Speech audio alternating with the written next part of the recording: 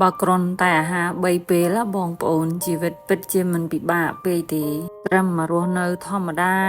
តាមិនបំពេញអ្នកណាមិនខ្សែលើអ្នកណា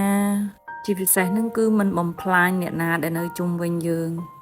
តាមរយៈការនាំចំណីអាហារផ្លែឈើចូលពីស្រុកគេយកមកលក់ឲ្យស្រុកយើងធ្វើឲ្យប្រជាពលរដ្ឋយើងខូចសុខភាពគ្រាន់តែយកមកបំពេញតម្រូវការខ្លួនឯងចុះពេលដែលយើងត្រឡប់ទៅវិញតើយើងអាចយករបស់ទាំងនឹងបានទៅដោយវិធីណាទៅបើគ្រាន់តែកាក់មួយនៅមាត់យើងយកទៅមិនបានផងហ្នឹងហើយមិនក៏ម្នាក់ខំប្រឹងម៉េះ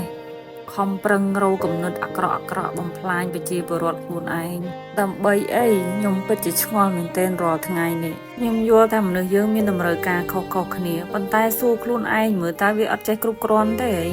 រាល់យប់នឹងដេកលក់ស្កប់ស្កល់អត់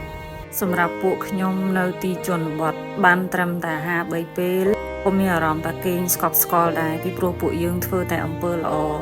យើងចែករំលែកអ្វីដែលយើងមានតិចតួចទៅមនុស្សដែលជុំវិញខ្លួនត្រឹមប៉ុណ្ណឹងសម្រាប់ពួកយើងគឺល្អបំផុតហើយការរស់នៅរាល់ថ្ងៃហ្នឹង